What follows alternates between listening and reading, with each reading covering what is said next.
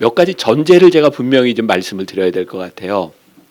뭐 저희 교회는 한국에서 어떤 메가처치는 아니에요. 뭐 어느 정도 규모가 되는 교회인데, 만일 이 강의를 여러분들이 들으실 때 만나 교회라고 하는 어떤 규모 이런 걸 생각하신다면 강의가 별로 도움이 안 될 겁니다. 그러니까 저희는 저희 교회 규모에서 이런 일을 하는데, 진짜 중요한 건 저희 규모에서 하는 일을 보셔야 되는 것이 아니라 왜 우리 교회는 이런 것을 하는가를 여러분들이 보셔야 돼요. 그러면 그 핵심에는 뭐가 있는가? 저는 선교학을 공부한 사람입니다. 그러니까 제가 만나교회의 사역과 만나교회 하는 일들에 대해서 종종 사람들이 물어요. 왜 그런 일을 하냐고, 왜 그렇게 하냐고. 그럼 제가 꼭 그렇게 대답합니다. 저는 선교학을 공부한 사람이고, 선교적인 생각을 가지고 있지 않았다면 저는 이런 일을 하지 않았을 겁니다. 그러니까 지금 이 온라인 사역이라고 하는 것도 제가 선교적인 생각을 하지 않았다라면 지금처럼 하지 않았을 거예요. 사실 미국에 계신 여러분들은 잘 모르시겠지만, 제가 한국에서 이 팬데믹 한 2년 반 지나가면서 굉장히 이렇게 막 어떻게 표현을 할까, 막 미래를 내다보는 막 이런 쪽으로 생각이 됐는데, 제가 미래를 내다본 건 하나도 없고요. 저는 이제 선교적인 측면에서 미디어가 중요하다고 생각하고, 예를 들어서 이 팬데믹에 여러분들이 예배를 실시간 이렇게 서비스를 하셨잖아요, 라이브. 근데 저는 교회에서 실시간 서비스를 한 게 벌써 한 13, 14년 전에 전 예배를 다 실시간 서비스를 하고, 또 이제 온라인 교회, 미디어 교회를 개척한 지도 벌써 5년이 넘어가고, 그러니까 저희는 이미 지금 팬데믹에 일어날 일들을 상당히 오래전에 이미 하고 있었어요.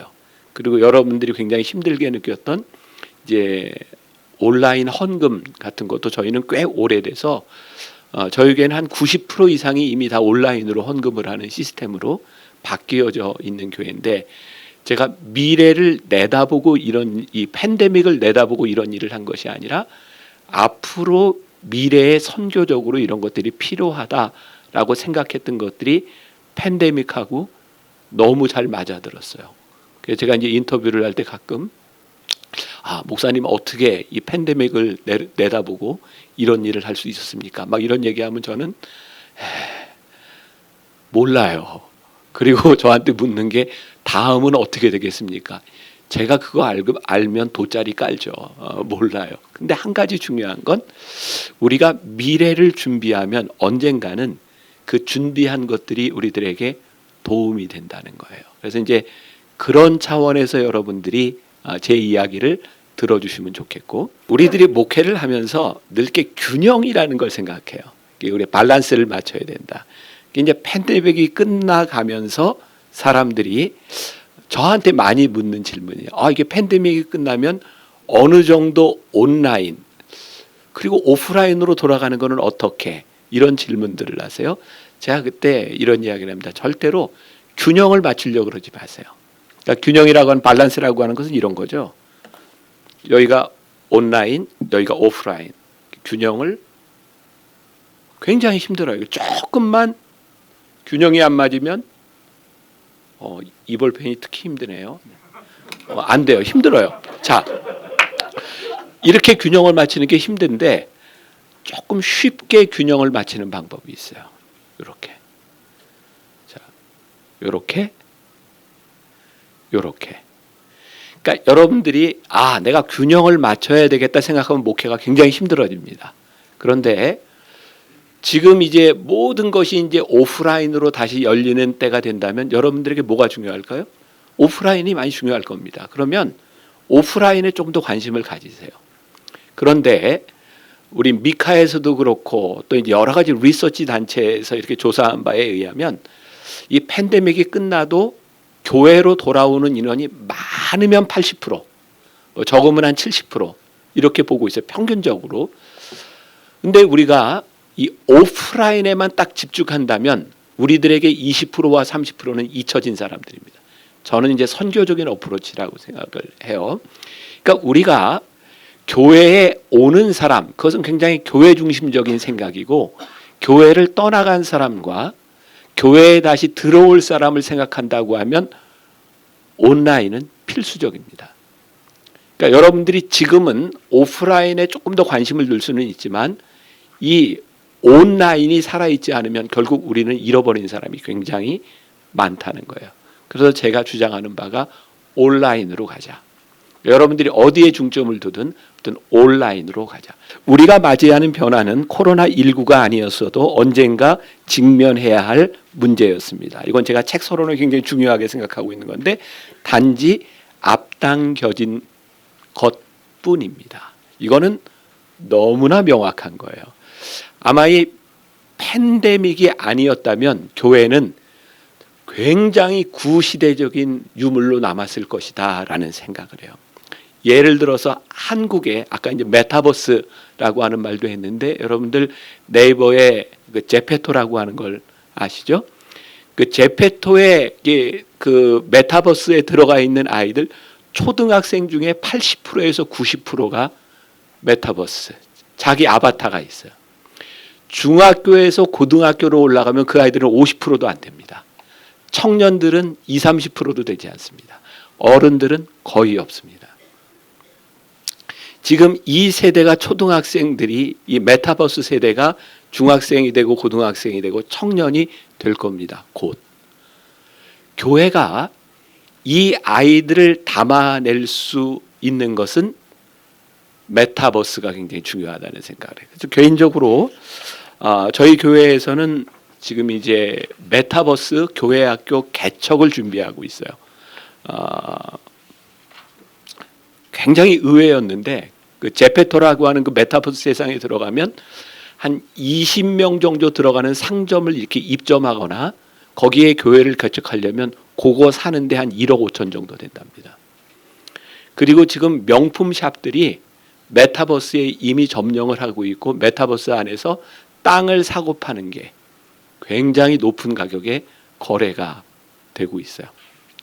굉장히 다른 세상들이 이제 열리고 있다고 하는 거고, 그리고 이제 여러분들 세대, 여러분 저보다 좀 젊은 세대의 목회는 이제 땅을 사고 교회를 짓고 하던 세대가 아니어도 된다. 어쩌면 건물이 없어도 목회가 가능한 시대가 열렸다. 이제는 시간과 공간이라는 것이 존재하지 않는, 눈에 보이지 않는 세상 속에서 여러 가지 일들이 일어나고 있는, 그리고 이미 여러분들 교인들 전체가 이 온라인이라고 하는 환경을 다 맛봤어요.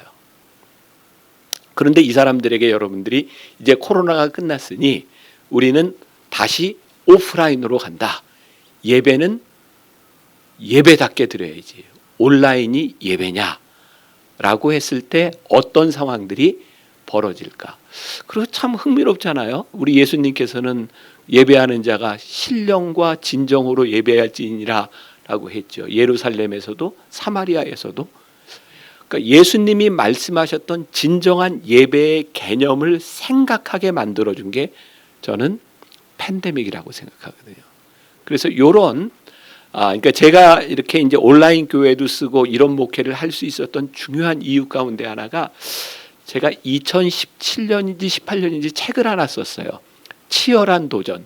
혹시 보신 분 있으세요? 네, 감사해요. 아이고 그 책이 왜 안 팔리나 그랬더니 미국에서 안 보시는구나. 그 책이 한국에서는 이제 꽤 많이 팔린 책 중에 하나입니다. 치열한 도전. 그 이제 교회론에 관한 책인데 이미 제가 거기서 어떤 이야기를 했냐면 교회는 건물이 아닙니다. 그리고 담장을 넘어라. 더 이상 시간과 공간 속에 내 교회 건물이 아닌 이 세상을 향해 나아가라. 이런 이야기들을 저는 교인들과 함께 12주 동안 시리즈 설교도 하고 그 책을 가지고 전체가 공부를 하다 보니까 코로나가 딱 시작되면서 교회에서 예배를 드릴 수 없습니다. 라고 이야기할 때 저는 교인들에게 어떻게 얘기했냐면 여러분 지금까지는 우리가 한 교회에서 예배를 드렸는데 이제 수천 교회의 교회가 동시에 예배를 드립니다. 그러니까 우리는 한 교회가 수천 교회가 되는 꿈을 가지고 예배를 드리기 시작해서 그거는 교회론에 근거하는 일들이죠. 이제 이러한 새로운 경험들이 우리들에게 앞당겨지고 있다. 넘어가 보면 제가 우리 교인들에게 팬데믹이 딱 시작될 때 이렇게 얘기를 했었어요.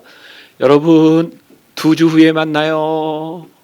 네, 2주만 문 닫으면 만날 수 있을 줄 알았어요. 근데 그 시간들이 너무나 길어지기 시작했어요. 그리고 초창기에는 예배드리고 설교하다 많이 울었어요. 슬퍼가지고. 그 수천 명 모이는 예배당에 혼자 카메라를 보면서 설교하는데 눈물이 나더라고요. 그리고 더 마음 아팠던 건 교회를 오지 못하는 교인들, 오고 싶어도 오지 못하는 특히 노인들, 그분들 때문에 마음이 너무 아팠어요. 그래서 초창기에 설교하다 많이 울었어요. 근데 제가 무서워졌어요.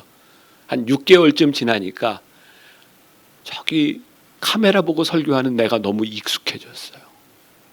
그게 굉장히 무섭더라고요. 나도 이렇게 익숙해지는데 교인들도 얼마나 이 온라인이 익숙해질까, 그런 두려움도 저에게 있었어요. 그런데 코로나를 통해서 우리가 보게 된 게 교회의 본질, 교회론이었어요. 교회는 뭔가, 그리고 교회는 더 이상 건물이 아니다. 그리고 저는 참 굉장히 좋은 걸 맛보게 되었는데 저희 교회도 이제 빨리 부흥한 교회 중에 하나거든요. 그러다 보니까 크리스마스 예배를 드리면 예배를 몇 번 드려요. 그리고 송구영신 예배를 드리면 이게 딱 예전에는 11시에 한 번 드려서 송구영신 카운트다운도 하고 끝났는데 사람 수용이 안 되니까 8시에 일부를 드리고 8시에 카운트다운을 해요. 자, 여러분, 자, 이거 머릿속에 카운트 이제 넘어갑니다. 그리고 카운트다운을 하고. 근데 요 팬데믹 기간에 예배를 딱 한 번만 드리기 시작했어요. 그리고 나머지 사람들은 이제 다 온라인으로. 그러면서 내 머릿속에 이제는 예배를 드리기 위해서 물리적 공간을 넓히는 것이 아니라 우리들이 이 공간에 없어도 함께 예배를 드릴 수 있는 것이 열리기 시작했구나. 그리고 제가 우리 장로님들하고 이번 팬데믹 기간에도 예배를 좀 몇 개 줄였어요. 예배를 줄이는 거에 대해서 사람들이 굉장히 힘들어합니다. 왜냐하면 그 시간대에 예배를 나오는 사람들의 이유가 있어요. 예를 들어 7시 예배를 들으면 그때밖에 못 나오는 사람이 있고. 그러니까 사실 힘들기는 하지만 예배를 늘리면 조금 더 사람들을 포용할 수 있어요. 그리고 저희 교회 같은 경우는 이렇게 많이 부흥하는 교회니까 2번 예배는 앉을 자리가 없어요. 그래서 막 로비까지 이제 의자 놓고 뭐 그러고 이제 앉는데 예배 시간을 늘리면 사람들이 더 늘어요. 그런데 하나님께서 저에게 이제 그런 마음을 주신 거죠. 그리고 장로님들하고 제가 이제 나눈 얘기인데, 우리 예배를 좀 줄이죠, 장로님. 그랬더니 이제 예배 시간 줄이면 안 되는데, 제가 이런 얘기를 했어요. 설교하는 나도 주일날 좀 기뻤으면 좋겠어요. 너무 힘들어요. 우리 교회가 그렇게 사람들 이렇게 크게 오라고 하지 않아도 우리가 뭐 흔히 우린 뭐 대형 교회를 꿈꾸지 않습니다. 또 이렇게 교회를 흩읍시다.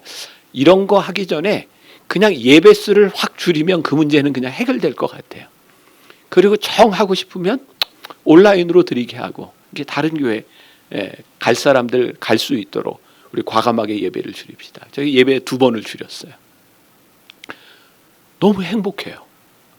주일날 설교를 제가 이제 2번 내지 이제 3번 하는데 살 것 같아요. 그리고 나도 기뻐요. 그래서 예배에 대한 본질도 우리가 사람들을 많이 수용하기 위해서 드리는 예배, 그것도 굉장히 중요하죠, 교인들에게. 그러나 저는 가치를 바꿨어요. 예배 드리는 사람들이 예배가 행복했으면 좋겠다. 이제 이런 것들, 교회에 대한 본질도 보게 되었고, 가장 중요한 것 중에 하나는 우리가 흔히 이야기하는 교회의 민낯을 보게 되었다. 교회가 얼마나 이기적인 존재였는지, 사람들에게 어떤 손가락질을 받고 있었는지를 이번 코로나 기간에 분명하게 봤어요. 자, 이 부분에서 크리스찬들이 기분이 나빠요. 세상이 교회에 대해서 막 욕하고 이러는데 우리는 이렇게 얘기해요. 우리가 세상을 향해서 얼마나 많이 돕고 어려운 사람 돕고 우리가 하는 일이 얼마나 많은 줄 아냐고. 근데도 우리는 욕만 먹어요. 억울하시죠? 안 억울하시군요. 난 억울했어요. 근데 제가 이제 저는 이제 마케팅 또 이제 매니지먼트 뭐 이런 책들을 저는 굉장히 이제 많이 보고 저는 복음을 저는 이렇게 파는 일이라고 생각하거든요. 세일즈, 마케팅 한다고 생각해요. 그게 무슨 의미냐면 사람들이 이런 얘기하면 굉장히 불경건하다라고 이야기를 하는데 아니 우리가 복음이라고 하는 너무 좋은 이 상품을 가지고 있는데 이걸 세상 사람들에게 어떻게 전달할 거냐. 그러니까 물건을 파는 사람들이 마케팅을 하는데 전략이 있어요. 이게 얼마나 좋은지를 사람들에게 알려야 사는 거예요. 근데 우리는 복음을 전하는데 그런 전략적인 어프로치를 잘 안 해요. 그냥 우리가 얘기해요. 복음이 좋은 거예요. 근데 우리가 아무리 좋다고 해도 상대방이 좋다고 느끼지 않는다면 그거 사지 않는 거예요. 그래서 어떻게 우리들이 복음을 잘 전할 수 있을까? 이게 굉장히 중요하죠. 그래서 이 교회라고 하는 아이덴티티, 교회는 무엇이냐는 것을 이야기하는 것은 두 가지가 있어요. 하나는 내가 스스로 우리 교회는 이런 교회입니다 라고 말하는 거고요. 또 하나는 다른 사람이 교회를 향해 뭐라고 얘기하느냐라고 하는 거예요. 두 가지 아이덴티티가 있는데 저는 다른 사람이 우리에 대해서 이야기하는 게 조금 더 정확하다고 생각해요. 그러니까 우리가 교회는 이런 교회입니다 라고 주장하는 건 별로 설득력이 없어요. 그래서 교회가 전도, 선교를 시작하는 데 있어서 어디에서 출발할 거냐? 다른 사람, 다시 말하면 세상 사람들이 교회를 보는 그 시각에서부터 출발할 수 있는 출발점을 다시 보게 했다. 저는 그게 교회의 민낯이라고 생각합니다. 제가 이렇게 모임을 가지고 있는 한 단체에서 얼마 전에 설문조사를 냈어요. 그리고 국민일보에 이제 발표를 냈는데 혹시 이제 국민일보에 나온 그 이제 특집으로 계속 기사가 나오고 있는데 보셨는지 모르겠는데 이번에 기독교, 천주교, 불교 일반 사람들에게 교회의 신뢰도를 조사했는데 최악으로 나왔어요. 18%. 교회 신뢰도가. 천주교와 불교가 5, 60%대를 가고 있는데 교회가 18%.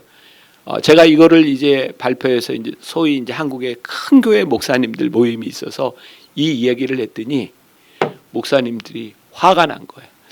이거 발표하면 안 됩니다. 그리고 설문조사를 어떻게 이따위로 하냐고. 응? 설문 조항을 바꿔야 돼. 예를 들어서 이렇게 바꿔. 그 젊은 여자들한테 물어보라 이거야. 어? 술도 안 먹고 신앙생활 잘하는 교회 오빠와 세상에서 술 먹고 사는 사람 누구하고 결혼할 거냐 선택해라. 그러면 확실하게 교회 오빠 쪽으로 나올 거라니까. 이런 식으로 설문을 조사해야지. 응? 그냥 이렇게 이미지 해가지고 이게 교회가 우리의 이미지를 왜곡하는 거죠. 저는 우리의 현 주소가 한국에서 18%입니다. 세상 사람들이 교회를 바라보는 신뢰도. 여기에서부터 교회가 출발하고 바닥부터 차고 올라가야 우리들의 모습을 제대로 볼 수 있다. 그래서 오래전에 나온 책 중에 예수 믿지 않는 사람들의 눈에 비친 교회라는 책이 있어요. 혹시 보셨어요? 이것도 내가 쓴 책인데 이거 참.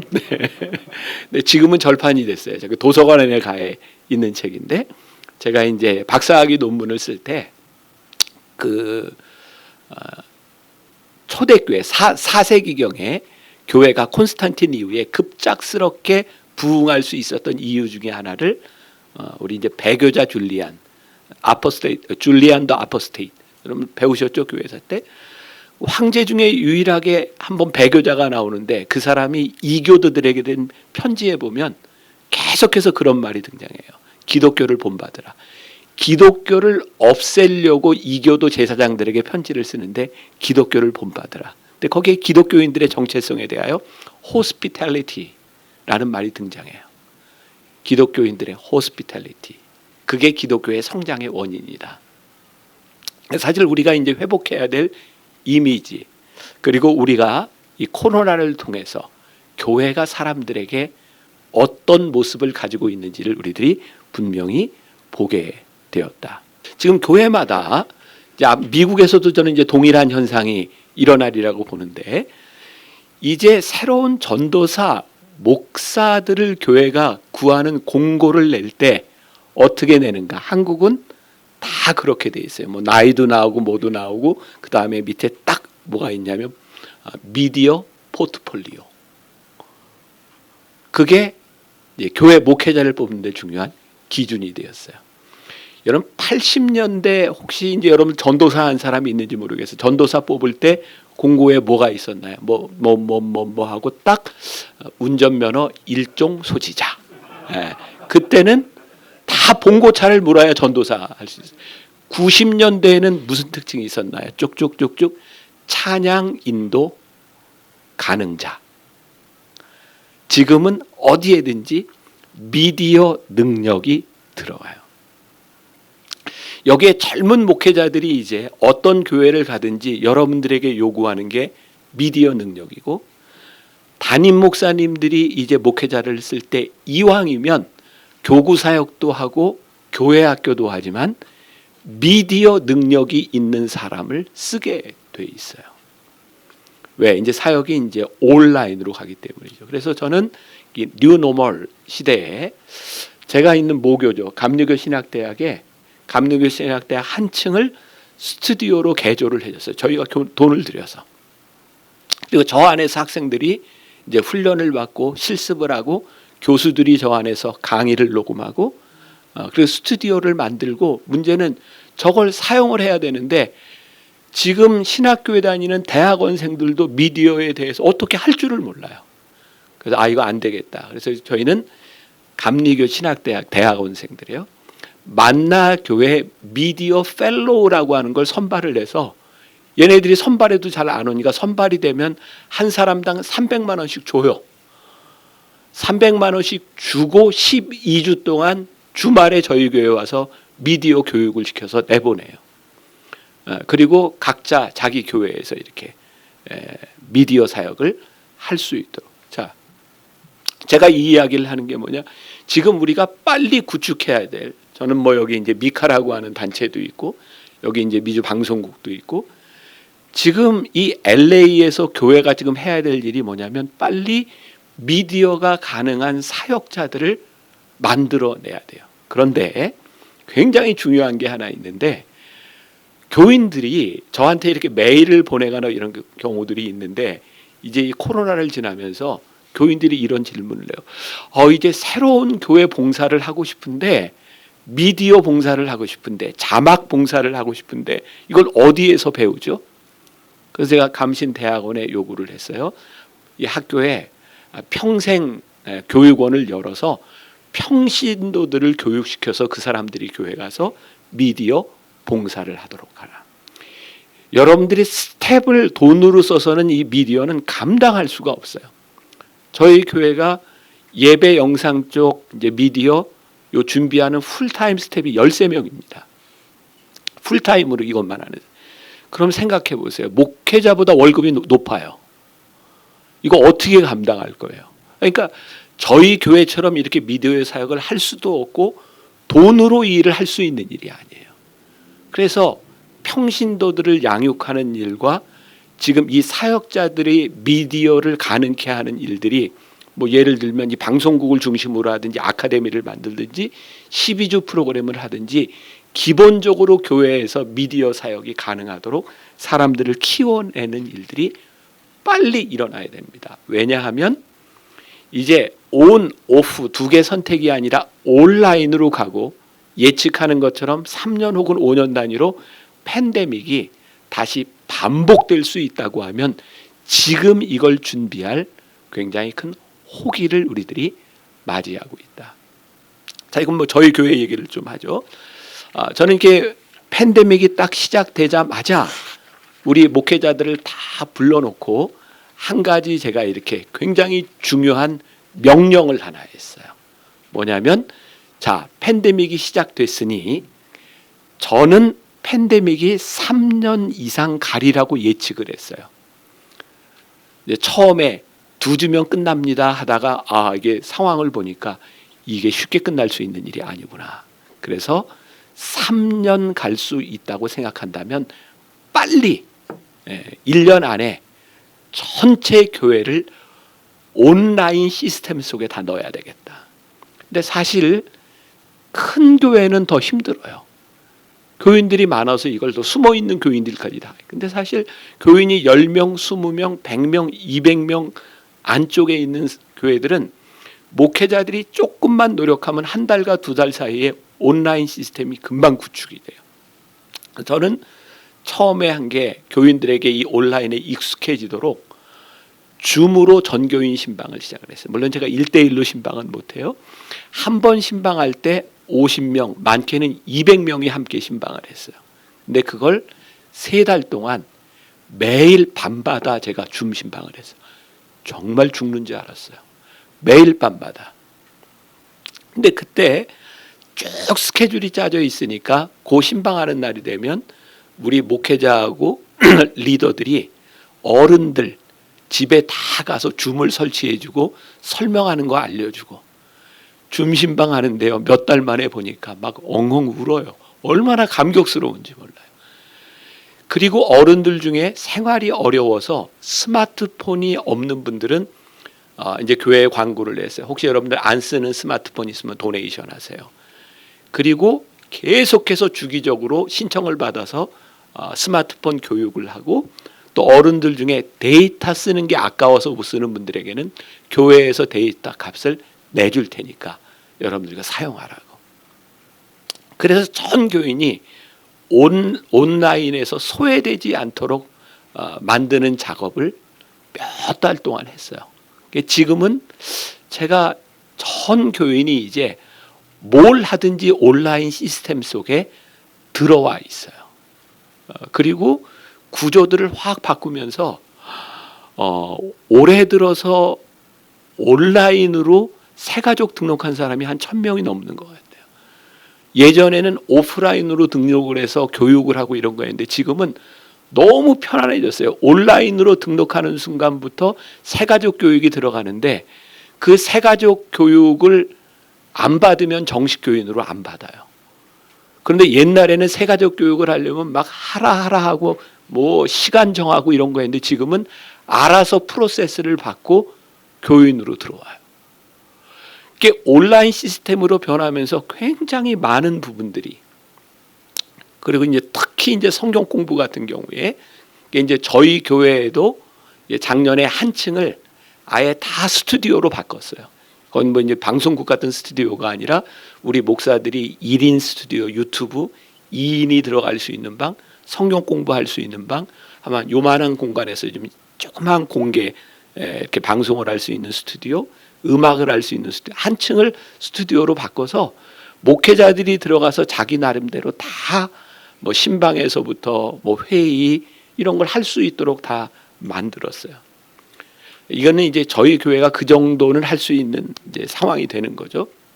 중요한 거는 그렇게 성경 공부를 하다 보니까 예전에는 성경 공부를 하면 세상에 이렇게 중간에 막 빠지고 막 사람들이 줄어들고 했는데 온라인 성경 공부는 거의 시작부터 끝까지 100%입니다. 그리고 성경 공부 인원이 훨씬 더 많이 늘어나요. 그리고 제가 이 팬데믹 오기 전에 우리 교회 목회 철학에서부터 크리스찬 베이직이라고 하는 것들을 7분, 10분 단위로 다 녹화를 해놨는데 세상에 팬데믹 오니까 그게 기본 자료로 다 쓰여지기 시작해요. 그때 어떤 생각을 했냐면 이제 교인들에게 30분 1시간 강의가 아니라 딱 가면서 유튜브로 들을 수 있는 그런 짧은 강의를 만들어 놔야 되겠다라고 생각했던 게 팬데믹의 빛을 발하기 시작했어요. 그래서 이건 물론 저는 이제 한국에서 조금 지명도도 있고 그래서 이제 매일 묵상을 이제 교인들과 함께 이제 새벽 예배 대신 제가 매일 묵상을 새벽에 시작을 했어요. 정말 저 깜짝 놀랐어요. 처음 딱 시작했는데 첫 주에 새벽 묵상에 들어오는 사람이 한 5만 명 정도 되는 거예요. 우리 교인들뿐만 아니라. 근데 다른 사람들은 뭐 많이 들어와도 소용없는데 새벽에 묵상을 하니까 사람들이 꼭 새벽에만 하는 게 아니라 출근할 때 듣고 밤에도 듣고, 이게 오스왈드 챔버스 주님은 나의 최고봉 가지고 그 묵상을 했는데 어떤 느낌을 받았냐면 거의 전 교인이 매일 동일한 말씀을 묵상하는 거예요. 야, 이게 무지하게 큰 힘이구나. 사람들의 언어가 동일한 언어로 바뀌기 시작해요. 매일 듣는 그 표현에 오스왈드 챔버스의 순종이라든지 주님 우리로 하여금 찢어지는 빵과 부어지는 포도주가 되게 하여 주옵소서. 대표 기도를 지키면 주님 우리로 하여금 찢어지는 빵과 부어지는, 우리끼리 다 아는 거예요. 그 내용들을. 365일 녹화를 내서 매일 묵상을 했고, 이제 올해 들어서는 제가 창세기부터 요한계시록까지 매일 성경을 읽어요.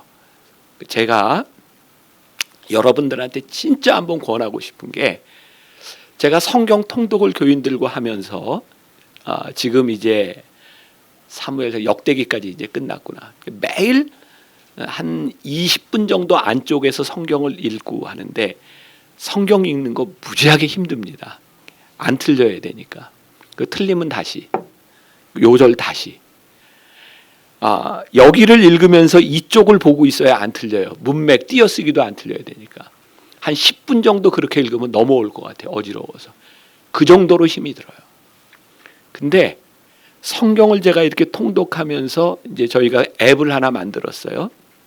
교인들도 원하는 사람들은 저 따라서 자기가 녹음하면 성경 전체를 자기가 녹음할 수 있어요. 그럼 1년 후에 그 USB로 자기 목소리로 성경 통독한 거 나눠주고 또 거기에 성경 쓰기도 할 수 있어요. 근데 제가 성경 통독을 하면서 느낀 게, 내가 10년만 일찍 이 통독을 했더라면 진짜 내 목회가 달려졌을 것 같다. 왜냐하면 집중해서 성경을 읽다 보니까 제가 성경을 보는 눈이 열려요. 그래서 그걸 잘 읽기 위해서 한번 읽고 난 다음에 집중해서 통독하고, 그 다음에 나도 교인들과 함께 또 듣고. 여러분들 김병삼 목사 치시면 그 유튜브에 그 컨텐츠들이 다 들어가 있고 어떻게 하는지가 들어가 있는데, 나는 여기 있는 분들이 교인들과 함께 한번 성경 전체를 통독하는 걸 한번 시도해 보라고 제가 권면하고 싶어요. 제가 우리 부목사님들한테 얘기했어요. 너희들이 앞으로 목회 나가면 첫 번째 교인들과 성경을 읽었으면 좋겠다. 제가 진짜 10년만 일찍 이렇게 성경을 읽었더라면 내 목회가 많이 달라졌을 것 같아요. 그러니까 지금 이제 그런 일들, 이제 온라인을 통해서 오프라인 때는 꿈꾸지 못했던 일들이 굉장히 많이 일어나고 있는데, 이건 저희는 교회가 우리 교회 규모에서 하는 일이고, 교인이 10명, 20명, 100명, 1000명 교인들이 함께 온라인상에서 소통할 수 있는 것을 만들어주는 것은 굉장히 다른 일이라고 생각하거든요. 자, 그 다음에 이제 한 가지만 이야기할게요.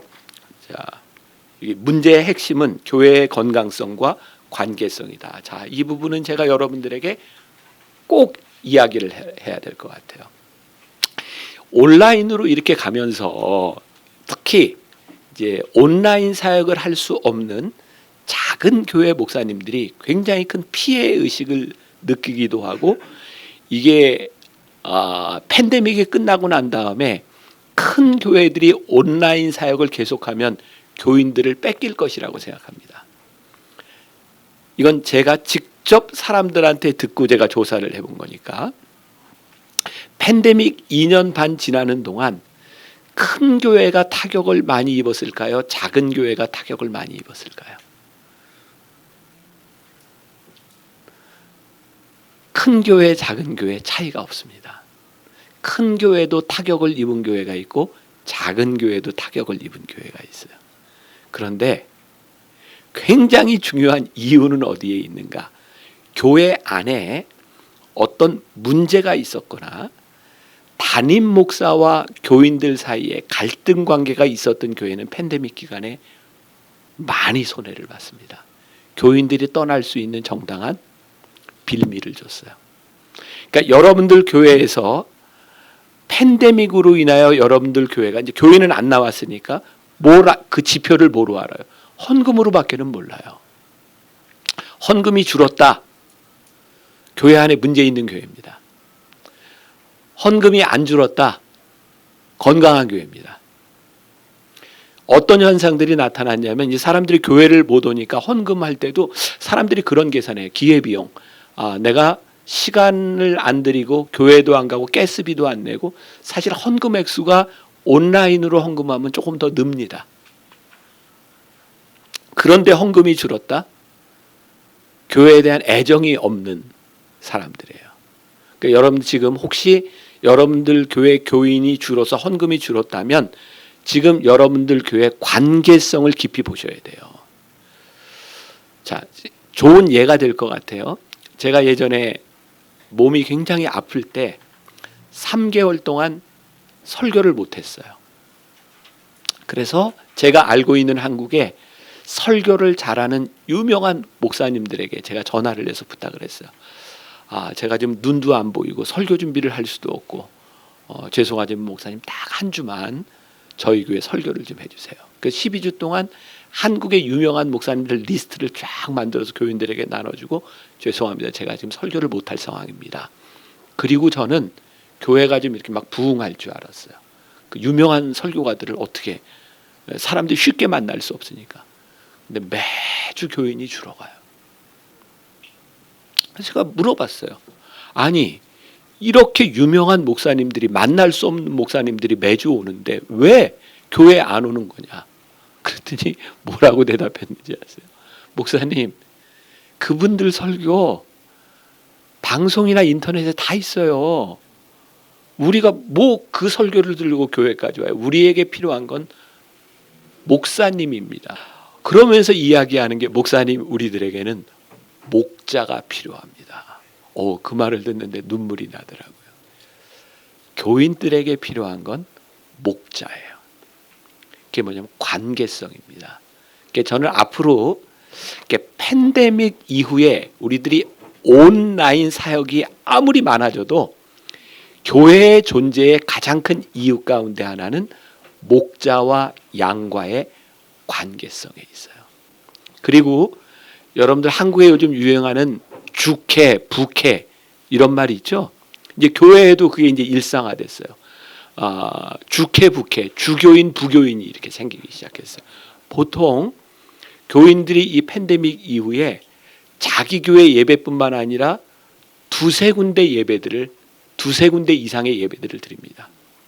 제가 어제까지 선한 청지기 교회 이렇게 집회를 인도했지만 목사님이 기분 나빠하실 필요가 하나도 없어요. 교인들 중에 저희 새벽 예배 본다는 사람 아니 유튜브로 꽤 많더라고요.